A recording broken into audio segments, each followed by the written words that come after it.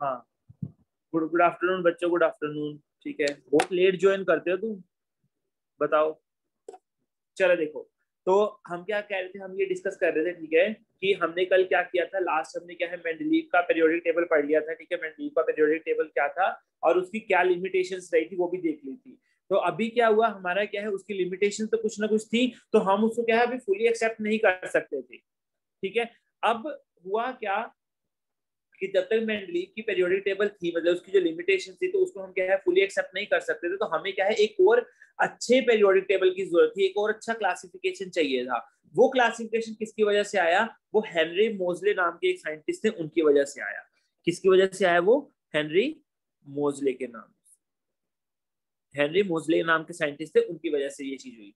ठीक है, तो इन्होंने क्या किया ना, इन्होंने ये बात की, देखो इन्होंने क्या किया, हर एक एलिमेंट का क्या किया, एक्सरे स्पेक्ट्रा स्टडी किया। हर एक एलिमेंट का क्या किया इन्होंने, एक्सरे स्पेक्ट्रा को स्टडी किया। एक्सरे स्पेक्ट्रा कैसे स्टडी किया, इन्होंने कुछ नहीं किया, इन्होंने एलिमेंट लिया, इन्होंने डिफरेंट डिफरेंट एलिमेंट लिए। ठीक है, और क्या किया, उनके ऊपर क्या कर दिया, फास्ट मूविंग इलेक्ट्रॉन का बम्बार्डमेंट करवा दिया। ठीक है, फास्ट मूविंग इलेक्ट्रॉन का क्या करवा दिया, बम्बार्डमेंट करवा दिया। ठीक है, बम्बार्डमेंट मतलब इसके ऊपर क्या है, फोल, इनको स्ट्राइक करवाया बेसिकली। ठीक है, फास्ट मूविंग इलेक्ट्रॉन्स क्या है, इसके ऊपर बम्बार्ड करवाए। ठीक है, उस बम्बार्ड जब वो बम्बार्डमेंट हुआ, ठीक है, जब वो एलिमेंट के साथ जाके जो फास्ट मूविंग इलेक्ट्रॉन्स है वो टकराए, ठीक है, तो यहाँ क्या प्रोड्यूस हुई, यहाँ क्या निकली, एक्सरेज प्रोड्यूस हुई। यहाँ पे क्या एक्सरेज निकली, अलग अलग फ्रीक्वेंसीज की क्या हुई, एक्सरेज निकली हमारी। ठीक है, तो उन्होंने क्या किया, अलग अलग एलिमेंट को लिया था। ठीक है, तो अलग अलग एलिमेंट के अंदर क्या है, अलग अलग फ्रीक्वेंसी की एक्सरेज निकल रही थी। ठीक है, ये चीज हो गई। और उन्होंने क्या किया, फिर ये कोशिश करी उन्होंने, उन्होंने ग्राफ प्लॉट किया किसके बीच में, फ्रीक्वेंसी के रूट के बीच में versus Z. Z is the atomic number. उन्होंने दो ग्राफ प्लॉट किए, मैं बताता हूँ तुमको। उन्होंने एक ग्राफ प्लॉट किया ये वाला, और एक ग्राफ प्लॉट किया किसके, फ्रीक्वेंसी वर्सेस एटॉमिक मास, ये मास नंबर के बीच में। और उनको क्या दिखा, उनको ये चीज दिखी, क्या दिखी, कि यहाँ पे जब वो कर रहे हैं, कि यहाँ पे वो जो कर रहे हैं बेसिकली एटॉमिक नंबर के साथ जब प्लॉट कर रहे हैं, तो उनको क्या है, एक स्ट्रेट लाइन मिल रही है बेसिकली। उनको क्या है, एक स्ट्रेट लाइन कर्व मिल रहा है, एक स्ट्रेट लाइन मिल रहा है ग्राफ में। लेकिन जब उन्होंने मास नंबर के साथ प्लॉट किया, तो उनको क्या है, स्ट्रेट लाइन नहीं मिली। ठीक है, तो उन्होंने यहाँ से क्या बोला कि देखो कि हमारा क्या है, एटॉमिक नंबर के साथ जो एक्सरे स्पेक्ट्रा आ रहा है, जो हम फ्रीक्वेंसीज प्लॉट कर रहे हैं, वो क्या है, एक लीनियर रिलेशनशिप में आ रही है। ठीक है, लीनियर रिलेटेड हो रही है वो, एक मतलब फ्रीक्वेंसी का रूट और जो एटॉमिक नंबर है, as compare to atomic mass. Atomic mass में स्ट्रेट लाइन नहीं आ रहा है, तो कुछ भी क्या है, रैंडम मतलब इरेगुलर सा ट्रेंड हो रखा है, इरेगुलरली वो क्या है, रिलेट हो रखे हैं।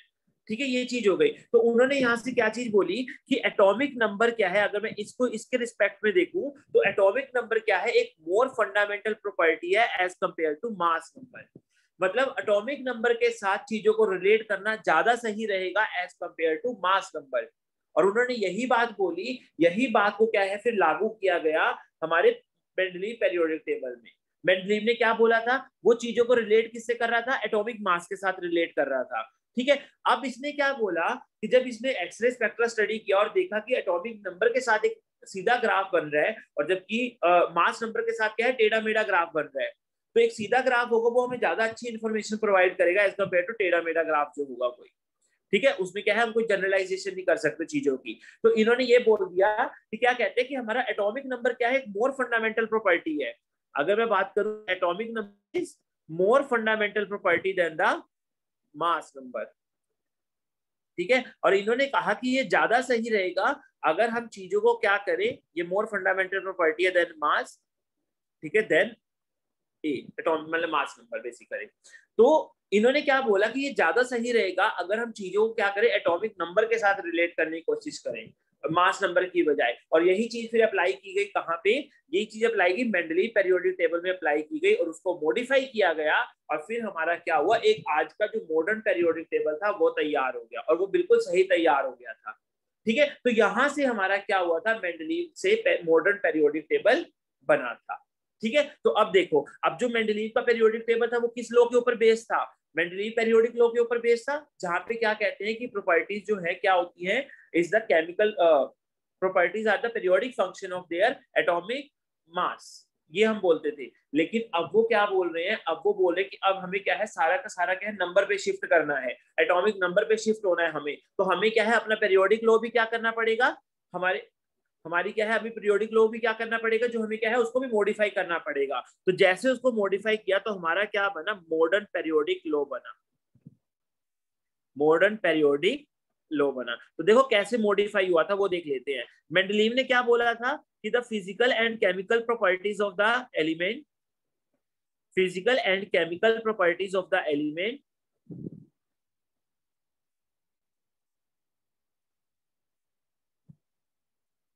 are periodic function of their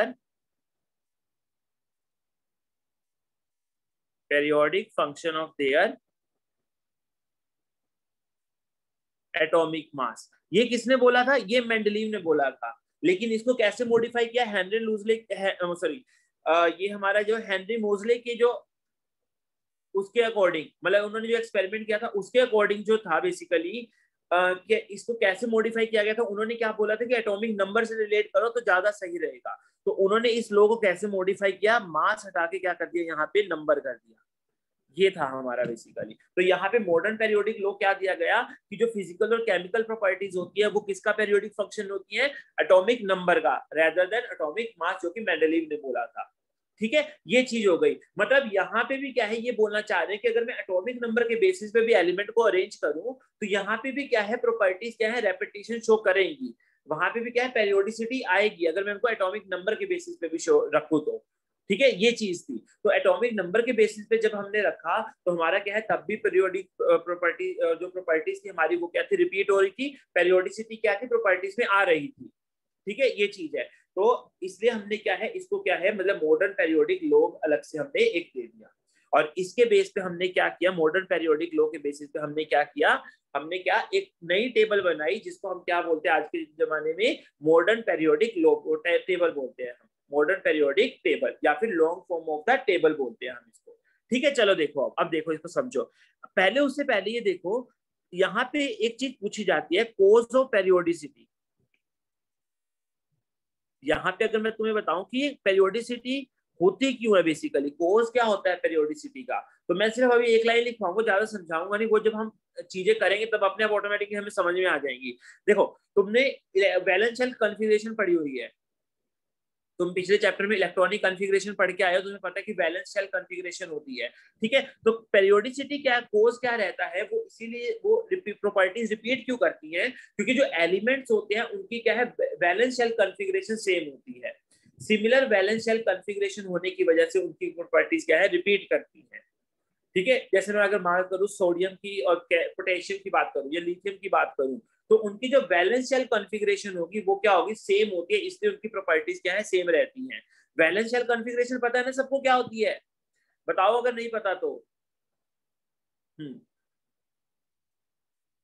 हाँ, तो हम क्या कहते हैं, कोज ऑफ पेरियोडिसिटी क्या होता है basically, valence due to the similarity of, due to similarity of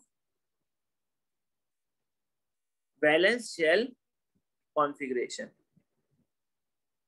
ठीक है, वैलेंस शेल कॉन्फ़िगरेशन की वजह से क्या है, उनकी उनकी सिमिलैरिटीज होने की वजह से वो प्रॉपर्टीज क्या है, अपने आप को रिपीट कर रही हैं। तो ये हमारा क्या है, पेरियोडिसिटी का कोज रहता है बेसिकली। चलो देखो, अब हमने क्या बोला कि इसके बेसिस पे हमने क्या है, आज जो टेबल यूज करते हैं हम, वो हमें दी गई थी।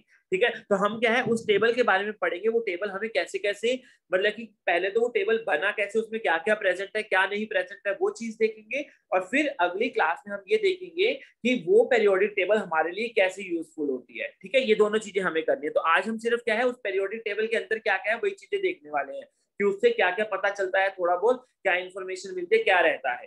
ठीक है, वो चीज देखने वाले हैं। तो देखो, तो हमने क्या बोला कि हेनरी मोजले के बाद क्या हुआ, जब उसने मॉडर्न पेरियोडिक लॉ दिया तो हमारी क्या है, टेबल भी नहीं बनाई गई, और वो क्या कहलाती है, मॉडर्न पेरियोडिक टेबल। ठीक है, मॉडर्न पेरियोडिक टेबल, या तुम इसको बोल दो long form of the periodic table, long form of the periodic table. बेटा अभी तक तो इस मॉडर्न टेबल की कोई लिमिटेशन नहीं है। ठीक है, अभी तक तो कोई लिमिटेशन नहीं है, बस एक हाइड्रोजन की वो थी, वो अभी क्या है, इन्होंने क्या कर दिया, हाइड्रोजन को ऐसे नॉर्मली क्या है सेंटर में रख दिया है बस। अभी जैसे मैंने तुम्हें बोला था कि हाइड्रोजन कहीं भी जा सकता था, वो हेलोजन्स के साथ भी जा सकता था, वो एल्कली मेटल्स के साथ भी जा सकता था, यानी वो सोडियम लिथियम के साथ भी जा सकता था। लेकिन अभी उस चीज को इन्होंने क्या कर दिया बेसिकली, क्या कर दिया, इसको हटा ही दिया है और उसको क्या है सेंटर में रख दिया है बस। ठीक है, वो भी हम देखेंगे अभी थोड़ी देर में। ठीक है, तो वही चीज है, बाकी तो ऑलमोस्ट तो कोई ऐसी लिमिटेशन नहीं है। ठीक है, एक्सेप्शन हल्की फुल्की बीच में वो तो है ही प्रॉपर्टीज वगैरह में, लेकिन वैसे इसमें कोई लिमिटेशन नहीं है इनकी। ठीक है, ये चीज है। चलो देखो, हाँ, तो लॉन्ग मॉडर्न पेरियोडिक टेबल या फिर long form of periodic table हम पढ़ने वाले हैं। ठीक है, इसको हम क्या है, जो आज पेरियोडिक टेबल है इसको हम क्या है, इसको हम क्या है बोहर्स टेबल भी बोलते हैं। ये हमारा क्या है, बोहर्स टेबल भी कहलाता है। चलो तो हम थोड़ी थोड़ी चीजें पढ़ते हैं इनके बारे में, बारीकी से देखते हैं कि क्या ये रहता है क्या नहीं रहता है। ठीक है, ये चीज देखते हैं। तो देखो, अब जो भी मैं तुम्हें पेरियोडिक टेबल में बताऊंगा ना, वो तुम्हें ऐसा है कि ध्यान रखना होगा। ठीक है, क्योंकि उसमें छोटे मोटे क्वेश्चन बन जाते हैं। ठीक है, छोटे मोटे क्वेश्चन बन जाते हैं, तो वो चीजें तुम ध्यान रखना। और पेरियोडिक टेबल को याद करना, देखो पेरियोडिक टेबल को याद करने का सीन जो है वो ये है कि तुम्हें 30 तक एलिमेंट्स याद होने चाहिए। 30 या 36 एलिमेंट्स तक तुमको याद होने चाहिए। ठीक है, और वो भी ऐसा नहीं कि तुम रट्टे मारने शुरू कर दोगे, वो भी तुम्हें क्या होगा ऑटोमेटिकली याद हो जाएंगे। लेकिन अच्छा यही होगा कि तुम पहले से ही याद करके रखो। मतलब अगर तुम नहीं याद करना चाहते हो तो ऐसे टेंशन मत लो कि जैसे जैसे तुम पढ़ोगे ना 11th में 12th में पढ़ोगे तो तुम्हें ऑटोमेटिकली वहां तक तो याद हो ही जाएंगे। लेकिन हाँ ये है कि आगे तुम्हें दिक्कत ना आए, तो तुम अभी वो 36 एलिमेंट तक क्या है उसको याद कर सकते हो। ठीक है, उसको याद कर सकते हो, बाकी टेबल याद करने की जरूरत नहीं है। ठीक है, उसमें जो जो चीजें आएंगी वो हम देखते रहेंगे, वैसे ऐसा कुछ याद करने की। लेकिन हाँ 36 तक क्या है, 30 या 36 तक तुम्हें को याद होनी चाहिए। ठीक है, ये हम एक्सपेक्ट करते हैं। ठीक है, किसी को भी पीरियोडिक टेबल बहुत कम लोगों को होते हैं जो पूरी याद होती है। हाँ, मतलब काम में नहीं आती है ना कोई इतनी, हमें जो प्रॉपर्टीज पढ़नी होती है वो हम वैसे ही देख लेते हैं बेसिकली। ठीक है, तो ये चीज है। हाँ, चलो देखो, तो अब हम क्या बोल रहे थे, पेरियोडिक टेबल की बात कर रहे थे, इसको हम क्या कहते हैं, बोहर्स टेबल भी बोलते हैं। और मैं ये कह रहा था कि अब जो भी हम पेरियोडिक टेबल के बारे में पढ़ेंगे ना, वो तुम्हारे में क्या है दिमाग में बैठा होना चाहिए कि हाँ भी ये होता है। ठीक है, ऐसे। चलो, तो हमने क्या कहा कि इसको हम बोहर टेबल भी देख बोलते हैं। अब इसकी पढ़ते हैं कि मॉडर्न पेरियोडिक टेबल के अंदर क्या क्या चीजें होती हैं। सबसे पहले अगर मैं बात करूं तो मॉडर्न पेरियोडिक टेबल में अगर बात करें तो मॉडर्न पेरियोडिक टेबल में क्या होता है, मॉडर्न पेरियोडिक टेबल में अगर तुम देखोगे तो तुम्हें क्या मिलने वाला है, 18 वर्टिकल कॉलम्स मिलने वाले हैं। ठीक है, 18 वर्टिकल कॉलम्स मिलने वाले हैं और 7 हॉरिजॉन्टल रोज मिलने वाली हैं। 7 हॉरिजॉन्टल रोज मिलने वाली है। इनको हम क्या बोलते हैं, वर्टिकल कॉलम्स को ग्रुप्स बोलते हैं, और इनको हम क्या बोलते हैं, पीरियड्स बोलते हैं। यानी हमारे मॉडर्न पेरियोडिक टेबल में क्या है, तुम्हें क्या है 18 तो ग्रुप्स मिलेंगे और 7 क्या है पीरियड्स मिलेंगे। ठीक है, जैसे तुम देख भी सकते हो, अगर मैं तुम्हें दिखाऊं तो देखो यहाँ पे 1 से लेके 18 तक तुम्हारे क्या है वर्टिकल कॉलम्स है, और यहाँ अगर तुम ध्यान दो तो यहाँ तुम्हारे क्या है पीरियड्स है, 7 पीरियड्स है। ठीक है, ये चीज है। चलो देखो, हाँ, अब हम ये बात हो गई हमारी। अब हम क्या करते हैं, इसको देखते हैं बेसिकली कि हमारा जो है पीरियड्स में और ग्रुप्स में क्या क्या चीजें रहती है और हमें क्या क्या इन्फॉर्मेशन हम निकाल सकते हैं इसमें से, सिर्फ पेरियोडिक टेबल को देख के हम क्या निकाल सकते हैं इन्फॉर्मेशन। ठीक है, तो सबसे पहले हम बात करते हैं पीरियड्स की। हम सबसे पहले बात करते हैं पीरियड्स की। देखो, सबसे पहले अगर मैं बात करूं पीरियड की, तो पीरियड जो नंबर होता है, पीरियड नंबर जो होता है, मतलब 7 पीरियड है तो n is equal to 1 2 3 4 5 6 7, 7 period होते हैं। जो पीरियड नंबर होगा बेसिकली n, वो हमें क्या बताएगा, वो हमें एक तो ये इंफॉर्मेशन देगा कि हमारी लास्ट जो शेल है कौन सी फिल होगी। ठीक है, उस पीरियड के अंदर जो लास्ट शेल है वो कौन सी फिल होगी, मतलब कि वो क्या बताएगा, हाईएस्ट शेल बीइंग फिल्ड। ठीक है, उस पीरियड के अंदर हमें क्या पता चलेगा कि हाईएस्ट शेल कौन सी फील्ड होगी। मतलब ठीक है, मतलब जैसे मैं अगर एग्जांपल लूं, मान लो मैंने किसी की कॉन्फ़िगरेशन लिखनी आती है तुमको, मैंने मान लो ले लिया 1s2 2s2 2p3। ठीक है, ये चीज हो गई। तो मतलब मुझे पता चल गया कि जो हाईएस्ट शेल है, शेल की बात कर रहा हूं मैं, फर्स्ट शेल है सेकंड शेल है, तो हाईएस्ट शेल कौन सी फील हुई है, सेकंड शेल। तो इसका मतलब तुम्हें समझ में आ जाएगा ये कौन से पीरियड का एलिमेंट होगा, सेकंड पीरियड का एलिमेंट होगा। ठीक है, तो मतलब उसका जो पीरियड नंबर होता है वो हमें क्या बताता है कि हाईएस्ट शेल कौन सी फील्ड होगी उसके अंदर, वो हमें को ये चीज बताता है। ठीक है, चलो ये चीज हो गई हमारी। सेकंड अगर मैं बात करूं पीरियड में, ठीक है, पीरियड में अगर मैं बात करूं तो देखो जो हमारा क्या है, नंबर ऑफ एलिमेंट्स है, number of elements in a period. एक पीरियड के अंदर कितने एलिमेंट्स होते हैं वो हमें कैसे पता चलता है, बेसिकली वो हमें कैसे पता चलता है, 2 into number of orbitals that is being field. ठीक है, ये हमें कैसे पता चलता है नंबर ऑफ एलिमेंट्स कितने होंगे एक पीरियड के अंदर। तो उस पीरियड के अंदर क्या करो तुम, ये देख लो कितनी ऑर्बिटल्स हैं तुम फिल करोगे उसके अंदर। ठीक है, कितनी ऑर्बिटल्स फिल करोगे उसको क्या करते हो, 2 से मल्टीप्लाई कर दो, उतना तुम्हारा क्या आ जाएगा, मतलब कि वो नंबर ऑफ एलिमेंट्स क्या आ जाएंगे पीरियड के अंदर, वो नंबर ऑफ एलिमेंट्स आ जाएंगे। जैसे एग्जांपल देखो हम करते हैं अभी, हाँ ठीक है, जैसे एग्जांपल लो कि मान लो मैं क्या कह रहा हूँ, हाँ पीरियड नंबर की बात कर रहा हूँ, सबशेल की बात कर रहा हूँ, और नंबर ऑफ एलिमेंट्स की बात कर रहा हूँ। ठीक है, यहाँ मैंने इसके लिए तुम्हें क्या है, इलेक्ट्रॉनिक कॉन्फ़िगरेशन तो आती है, कैसे लिखते हैं मुझे ये बता सकते हो। 1s होता है, पहले भरते हैं, फिर 2s भरते हैं, फिर 2p, फिर 3s, फिर 3p। 3p के बाद क्या भरते हैं हम, 4s। Very good. ठीक है, तो मतलब ये तुमको पता है कि 3p के बाद हम क्या भरते हैं, 4s, और फिर 3d का नंबर आता है। ठीक है, तो इसमें क्या है, एक पॉइंट और लिख लेना, मतलब अभी मेरे को ध्यान आ गया, इसमें ये भी है कि हर एक पीरियड की स्टार्टिंग क्या है, एक नए शेल से होगी। मतलब जैसे मैंने क्या बोला कि पीरियड नंबर क्या बताता है कि कौन सी हाईएस्ट शेल फिल होगी। जैसे मान लो फर्स्ट पीरियड में क्या है, 1s फिल होगा, फर्स्ट शेल फिल होगी। सेकंड पीरियड जब स्टार्ट होगा तो सेकंड पीरियड की जो स्टार्टिंग होगी वो क्या है, नई शेल से होगी, नई शेल की फिलिंग से होगी, ये ध्यान रखना। ठीक है, मतलब क्या है, new period always begins with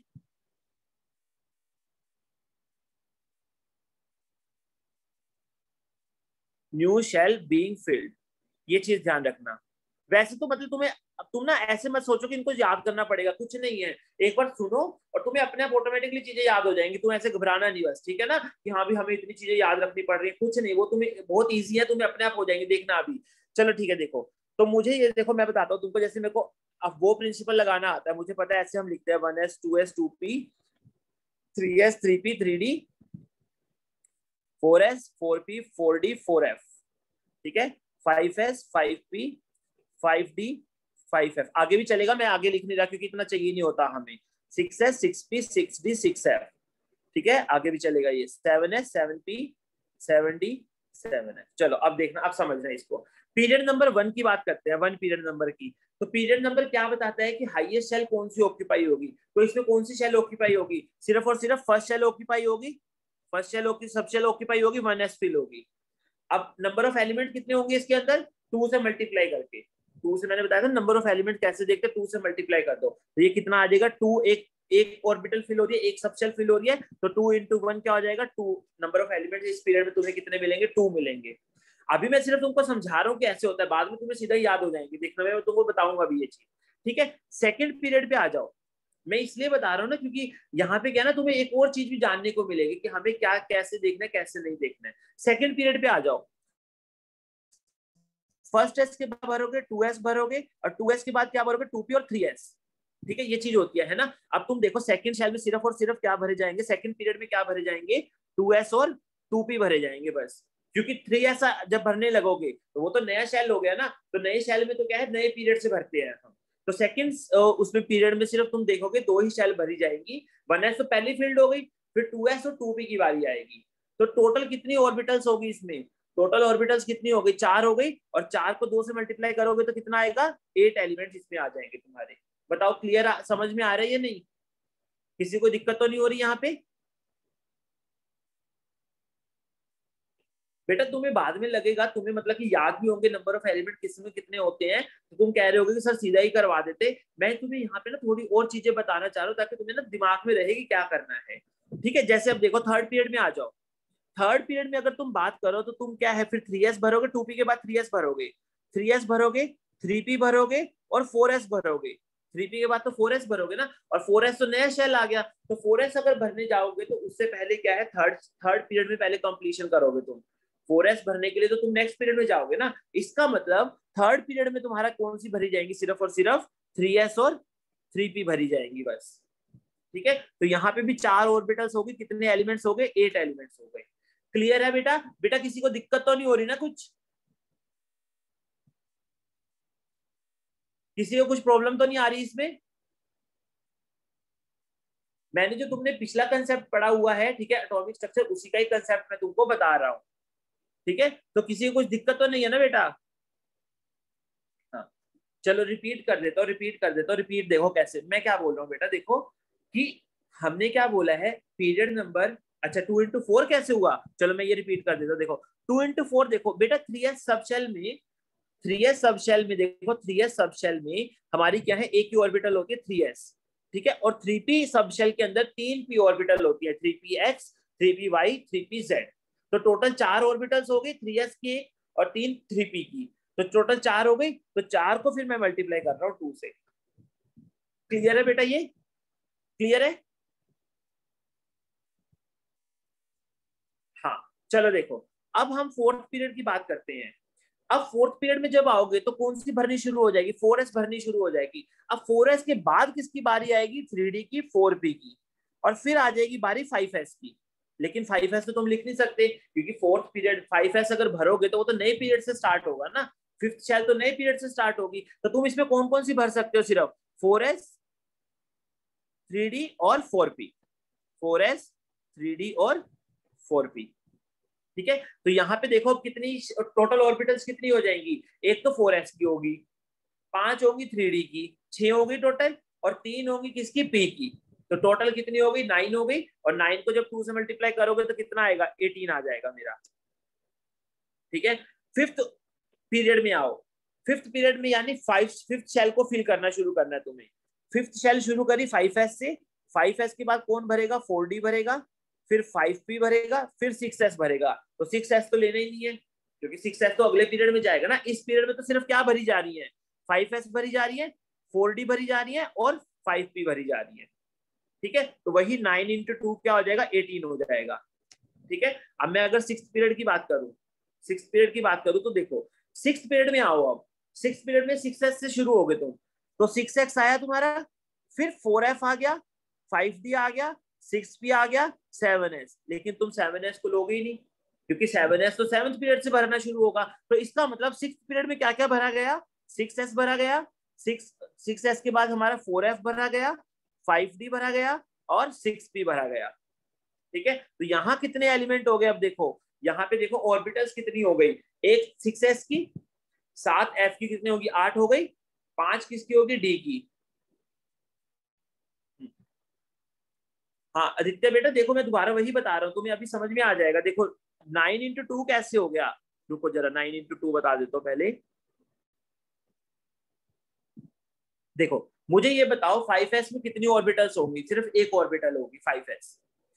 4d में कितनी ऑर्बिटल्स होंगी, पहले ये बताओ। 4d में अगर मैं 4d लेता हूँ, उसमें कितनी ऑर्बिटल्स प्रेजेंट होंगी, 4d सबशेल लेता हूँ तो उसमें कितनी ऑर्बिटल्स प्रेजेंट होंगी, 5 होंगी कि नहीं होंगी, बोलो। 5 होंगी, और एक s की होगी, 6 होंगी टोटल। अब p में कितनी होंगी, 5p में कितनी होंगी, 3 होंगी। तो टोटल कितनी हो गई, 5 + 3 + 1, 9 होगी कि नहीं हो गई, 9 हो गई। और 9 को जब 2 से मल्टीप्लाई करोगे तो 18 इलेक्ट्रॉन आएंगे कि नहीं आएंगे, 18 एलिमेंट, सॉरी 18 एलिमेंट्स आएंगे। तो ये चीज रहेगी, बस ऐसे देखना है। ठीक है, अब आ जाओ सिक्स में। सिक्स में क्या होगा, सिक्स में तुम्हें बताया मैंने, 6s से शुरू होगी सिक्स पीरियड में। 6s के बाद कौन भरा जाएगा, 4f भरा जाएगा, 5d भरा जाएगा, और 6p भरा जाएगा। ठीक है, तो मतलब ये क्या हो जाएगा, ये कितनी हो जाएंगी, अब सोचो। 6s में एक, 4f में कितना, हिमांक बेटा 16 तो नहीं होगा, चलो देखते हैं एक बार। 6s में 1, 4f में क्या है, 4f में कितनी होगी, 7 हो गई, तो 7 + 1 8 हो गया। 5d में कितनी होगी, 5d में कितनी होगी, 5 हो गई, तो 8 5 13 हो गई। और p में कितनी होगी, 3 होगी, तो टोटल कितनी, 16 हो गई। तो इसको 16 into 2 करोगे तो कितना आ जाएगा, 32 आ जाएगा। ठीक है, ये चीज हो जाएगी हमारी। हाँ चलो, अब देखो, अब मैं अगर सेवंथ पीरियड की बात करूँ तो सेवंथ पीरियड में देखो, सेवंथ पीरियड में जब तुम चलोगे तो 7s से शुरू हो गए। 7s के बाद कौन भरा जाएगा, 5f, 6d, 7p, और फिर 8s। 8s तो भरना ही नहीं है, वो पीरियड होता भी नहीं है, तो वो आगे जाएगा भी नहीं। तो इसमें क्या क्या भरा जाएगा, 5f, 6d, 7p। तो ये हमारा क्या हो जाएगा, 16 into 2 क्या हो जाएगा, 32 हो जाएगा। क्लियर है या नहीं? नंबर ऑफ एलिमेंट पता चले कैसे हुए। तो लास्ट में हमें यही ध्यान रखना है कि नंबर ऑफ एलिमेंट्स अगर मैं बात करूं तो देखो इसमें देखो नंबर ऑफ एलिमेंट्स तुम्हें दिख रहे होंगे कि पहले वाले उसमें पीरियड में 2 है, ठीक है, फिर क्या है 8 है, इसमें देखो सेकंड वाले पीरियड में देखो 8 है, थर्ड वाले पीरियड में बात करूं तो 8 है, ठीक है, ये 18 है, 18 है इसमें, इसमें 32 और 32 है, ये याद रखना है तुमको। नंबर ऑफ एलिमेंट्स तुमको याद रखने हैं 2 8 8 18 18 32 32, बस ये चीज याद रखनी है। ये चीज तो बेटा पता है मैंने इसलिए करवा दी क्योंकि ना तुम्हें ना ये चीज रिवाइज हो जाएगी बेसिकली कि हम कैसे भरते थे, याद हो तुम्हें ना, अब याद भी हो जाएगा कि हम पहले 1s लेते, अभी तो तुम क्या करते फिलिंग करते हो तो डायग्राम से करते हो कि मैं डायग्राम बनाऊंगा फिर एरो बनाऊंगा फिर करूंगा, जैसे मैंने ये बनाया साइड में, है ना, तुम ऐसे करोगे, लेकिन इससे तुम्हें ना याद हो जाएगा कैसे 1s, सेकंड पीरियड आएगा 2s 2p, थर्ड पीरियड आएगा 3s 3p, फोर्थ पीरियड आएगा, फोर्थ पीरियड में 4s और फिर 3d आएगा, फिर 4p आएगा, फिर फिफ्थ पीरियड में क्या आएगा 5s 5p। देखो पीरियड नंबर जितना है ना उतनी तो वही s और p रहता है, जितना पीरियड नंबर है s और p का तो वही नंबर रहता है क्वांटम नंबर, लेकिन d एक कम रहता है और f क्या है 2 कम रहता है। मतलब अगर मैं यहाँ लिखना चाहूँ तो किसी की भी इलेक्ट्रॉन कॉन्फ़िगरेशन किसी भी पीरियड में अगर तुम देखो तो कैसे होती है, ns होगा, ठीक है, उसमें क्या है ns होगा, फिर क्या है n-2f होगा। मतलब देखो ना अगर 6th पीरियड की बात कर रहे हो तो तुम्हारा f क्या है 2 कम आ रहा है, ठीक है, वही चीज रहती है। d की अगर बात करूं तो वो 1 कम होता है, ठीक है, और फिर np वही होता है। तो मतलब अगर मैं तुमसे पूछ लूं कि 7th पीरियड में ये बताओ कौन कौन सी ऑर्बिटल फिल होंगी तो तुम क्या है बिना उससे बता सकते हो, 7th पीरियड में मतलब 7s फिल होगा, 7p फिल होगा, उससे 2 कम कर दो, क्या 2 कम कर दो f के लिए 5f फिल होगा, ठीक है, और 1 कम कर दो तो 6d फिल होगा। ऐसे तो तुम्हें ना ये चीज याद हो जाएगी, मतलब कि सीधा कि 1s 2s 2p 3s 3p फिर 4s आएगा, फिर 3d आएगा, फिर 4p आएगा। चलो नेक्स्ट पे 5s भरोगे, ठीक है, और क्या भरोगे 4d भरोगे, 5p भरोगे, फिर आ जाओगे 6th पे, 6 में क्या होगा 4f होगा, 6s होगा, 4f होगा, ठीक है, 5d होगा और 6p होगा। ऐसे चलना है, मतलब नहीं भी समझ में आ रहा तो कोई दिक्कत नहीं, बस मेन मेरे को ये था कि तुम्हें याद रखनी है कि नंबर ऑफ एलिमेंट्स कितने पीरियड में कौन कितने होते हैं, बस सीधी सी बात है, ठीक है, ये चीज हो गई। चलो ये तो हमारी होगी पीरियड नंबर की बात कि इतने पीरियड्स इतने मतलब कि हमारे क्या है वो होते हैं एलिमेंट्स होते हैं। ये क्यों जरूरी है मैं तुमको बताता हूँ, ये इसलिए जरूरी है, अगर तुम पीरियोडिक टेबल में ध्यान से देखो ये इसलिए जरूरी है। मान लो अगर मैं तुम्हें कह दूं कि ये बताओ नियोन के नीचे, कि अगर मैं तुम्हें कहूँ कि नियोन के नीचे बताओ कौन सा, नियोन का एटॉमिक नंबर कितना है 10 है, तो मुझे ये बताओ कि नियोन के नीचे कौन सा एटॉमिक नंबर वाला एलिमेंट आएगा। तो तुम्हें पता है कि तुम्हें ये पता है कि इसके बाद क्या है, देखो इससे पहले 2 एलिमेंट्स होंगे फिर 8 होंगे, तो नियोन के बाद क्या है 8 हमारे और एलिमेंट आएंगे, ठीक है, तो तुम नियोन में क्या करोगे 8 ऐड करके क्या कर दोगे 18 लिख दोगे कि 18 नंबर वाला क्या इसके नीचे आएगा। कोई भी एलिमेंट उठा लो, तुमने मान लो ये मैग्नीशियम उठा लिया, ठीक है, मैं अगर बात करूं कि मैंने मैग्नीशियम उठा लिया कि मैग्नीशियम क्या है इसका एटॉमिक नंबर 12 है, तो मुझे ये बताओ कि मैग्नीशियम के नीचे कौन सा एलिमेंट आएगा, कौन से एटॉमिक नंबर का एलिमेंट आएगा। तो तुम्हें पता है कि 288, मतलब मैग्नीशियम कौन से आ रहा है हमारे थर्ड पीरियड में आ रहा है, तो 288 हो गया 8 एलिमेंट, उसके बाद क्या आएंगे 18 एलिमेंट होंगे, उसके बाद हमारे क्या है 18 एलिमेंट होंगे। तो अगर हम बात करें जैसे मैग्नीशियम के बाद क्या है 8 एलिमेंट के बाद कैल्शियम आ जाएगा, तो यहाँ पे क्या हो जाएगा कैल्शियम हो जाएगा बेसिकली 20 के साथ, ये चीज है। मैं फिर से बता देता हूँ, देखो फिर से बता देता हूँ, देखो जरा क्या है, देखो सुनो सुनो सुनो, मैं क्या कह रहा था कि ये जो नंबर है बेसिकली ये क्यों इंपॉर्टेंट है, मतलब ये हमें नंबर ऑफ एलिमेंट्स क्यों पता होनी चाहिए, क्योंकि इससे हम क्या करते हैं ना हमें हेल्प हो जाती है कि हमें अगर मान लो किसी के नीचे वाला एलिमेंट निकालना हो कौन से एटॉमिक नंबर का, तो वो निकाल सकते हैं। फिर से देखो फिर से एग्जांपल ले रहा हूं मैं, जैसे मान लो मैंने क्या किया फोस्फोरस ले लिया, Z क्या है 15 ले लिया, ठीक है, अब देखो फोस्फोरस के बाद फोस्फोरस जो है अगर मैं बात करूं फोस्फोरस से आने के बाद क्या है 18 एलिमेंट आ रहे हैं उसके रास्ते में, फोस्फोरस के बाद क्या है 18 एलिमेंट आ रहे हैं उसके रास्ते में, तो तुम क्या करोगे इसके बाद देखोगे कि 18 और ऐड करने पड़ेंगे तुमको, तो तुम बता दोगे कि फोस्फोरस के जो नीचे एलिमेंट होगा उसका Z कितना होगा, उसका Z कितना होगा 33 होगा, देखो 33 ही आ रहा है। ये नंबर ऐसे हेल्पफुल होते हैं, मतलब ये ना अलग ग्रुप के लिए अलग अलग नंबर होते हैं, मैंने बस एक एग्जांपल लिया वो तुम्हें अभी बता भी दूंगा मैं, ठीक है, वो अभी तुम्हें मैं बता भी दूंगा कैसे हमें इसको ध्यान देना, वो मैजिक नंबर्स होते हैं बेसिकली, वो अभी हम थोड़ी देर में पढ़ेंगे भी, लेकिन मैं बस ये बता रहा था कि ये एलिमेंट्स तुमको याद होने चाहिए कौन से पीरियड में कितने एलिमेंट्स होते हैं, फिर उसके बेस पे ना तुम इजिली बता सकते हो।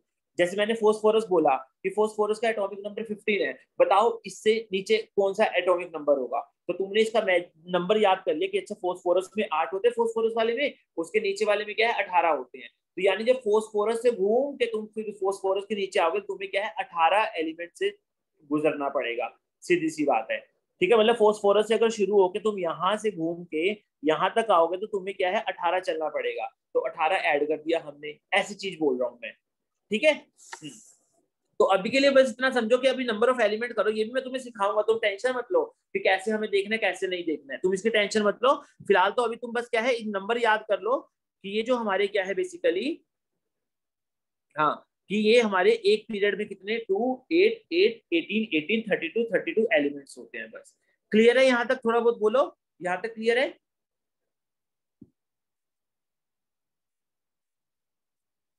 चलें आगे? चलो देखो आगे चलते हैं अभी हम। हाँ,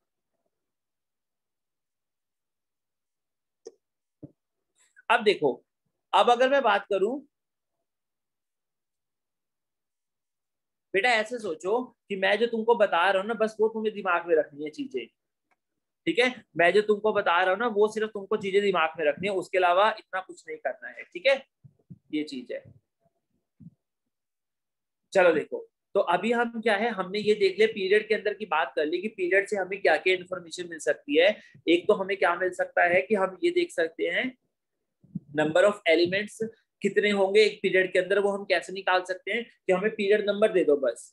देखो मैं अगर तुमसे बोल दूं, एक क्वेश्चन ऐसे दे दूं कि बताओ बेटा n is equal to 6 period number है मेरा, n is equal to 6 period number है, बताओ इसमें कितने एलिमेंट्स होंगे।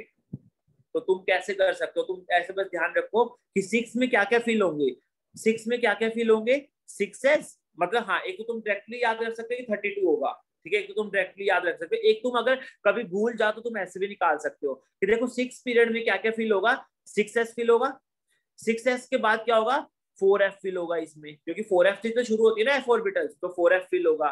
ठीक है, और 4f के बाद क्या है 5d फिल होगा, और 5d के बाद क्या है 6p फिल होगा।